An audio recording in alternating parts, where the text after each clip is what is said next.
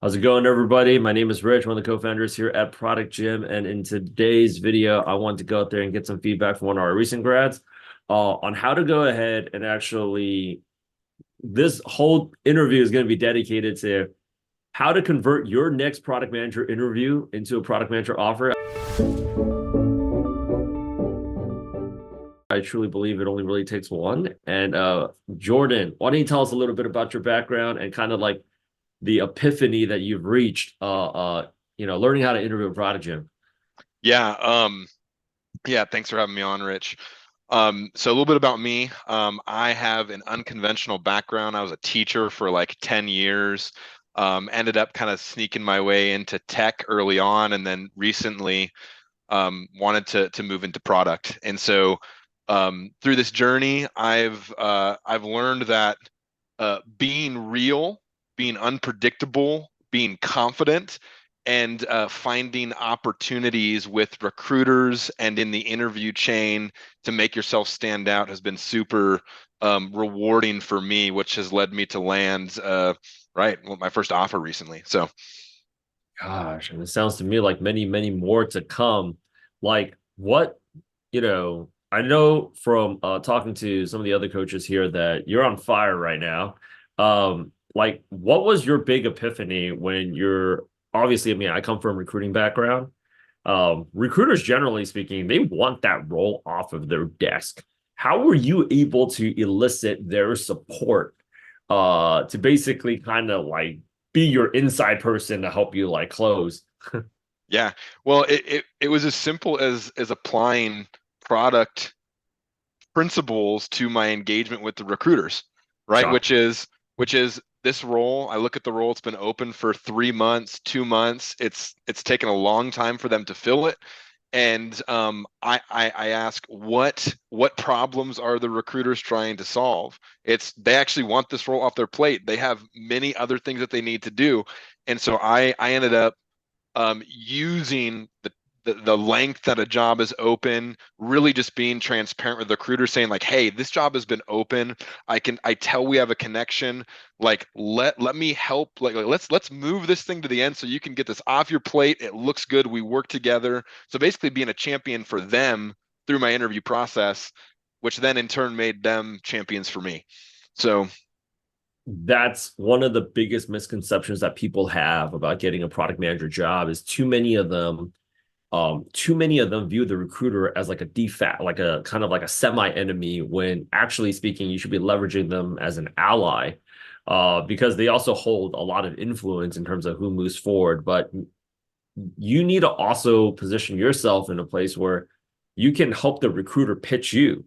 I mean, they're not just sending out a resume to their hiring manager, right? They want this off, like you said, they want this off of their desk as soon as possible too, because it doesn't look good when that role is open for like 30 days, 60 days, 90 days, right? So once you started actually forming more of a connection with recruiters, what started changing in your interview process?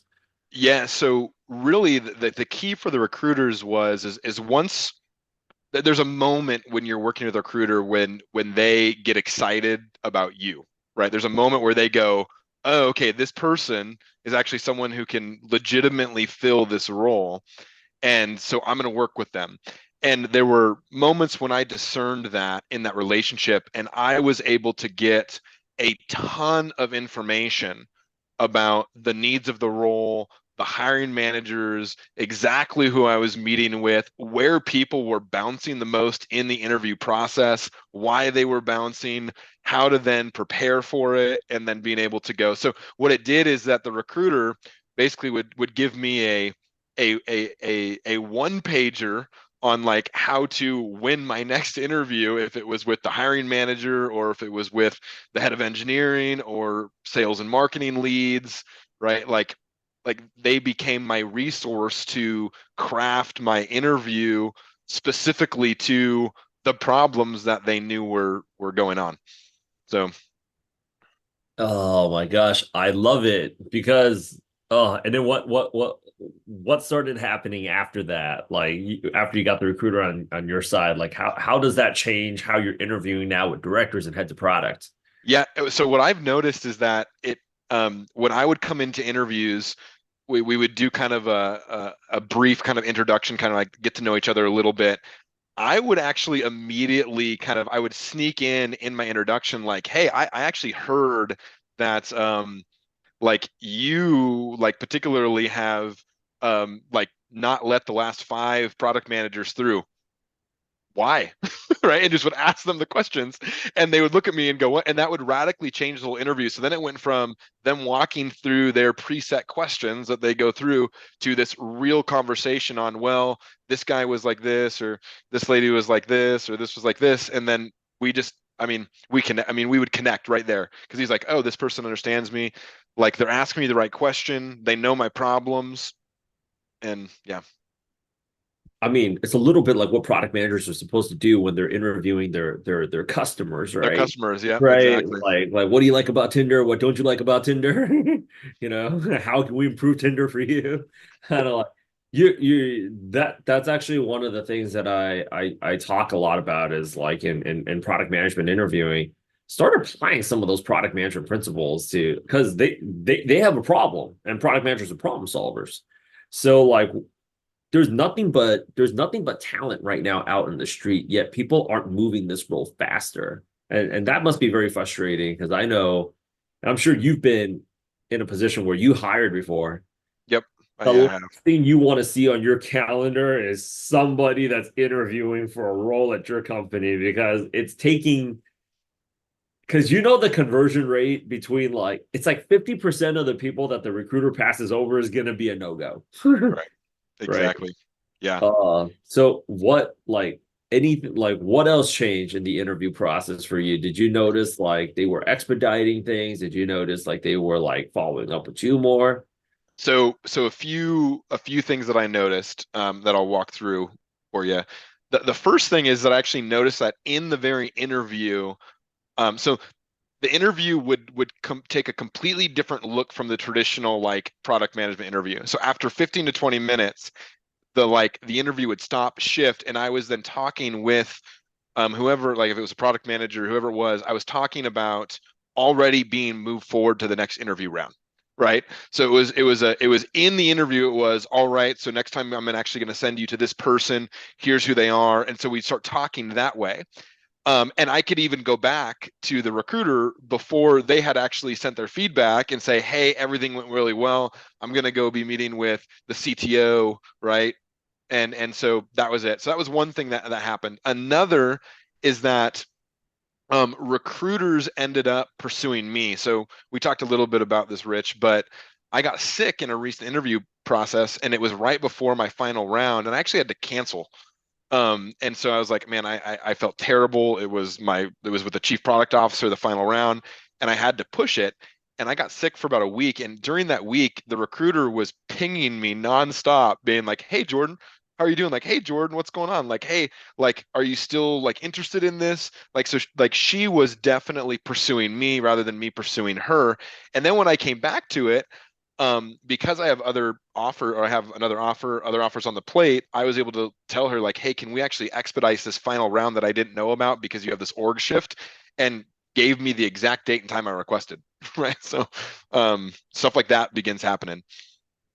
It makes them look good when they're expedite. Like it, I mean, they have metrics that they have to adhere to. They have performance reviews as well. I also don't think a lot of people that are interviewing when they're going through the recruiter, a lot of times they're just treating these people like elevator music.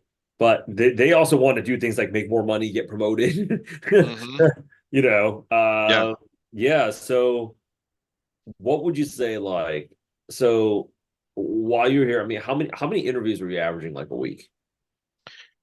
So I started interviewing in January. So that's actually when I started like full blown interviewing, was January 15th or 16th, I think was my first day. I got to a point where I was um, interviewing at 7 or 8 different companies at different rounds throughout that. So I mean, I was interviewing a lot just to I mean, enough where I was beginning to struggle like keeping my head above water on like who I was meeting with. So Is that kind of the reason why you got sick? It's just too many. actually it might have been then with my other full-time job that I have going on or had going on. So Yeah. Oh my gosh, man. I love it. I love it. So like, I know you got other things that you got to do, but kind of to recap it to folks, like your final takeaways, what do you suggest people do? Yeah. So the one thing that I think that if you're interviewing for product roles right now, the people you're working with have scripts. They're actually the predictable ones. So I mean that would be to say like your recruiter is going to ask you if you've done this a few times, like you know exactly what the recruiter is going to ask you before you go into that meeting. And I would say look for ways to still communicate your product knowledge, sense, skills, but be unpredictable, right? Leverage, like find ways to position yourself as someone who's championing the person you're communicating with to solve their problems. And once you fit that position, it will open up a lot more doors for you moving forward that you then can leverage even more as you're jumping through the interview process. So one would be unpredictable, and then this is always important, be confident. Just be confident. That'd be my advice.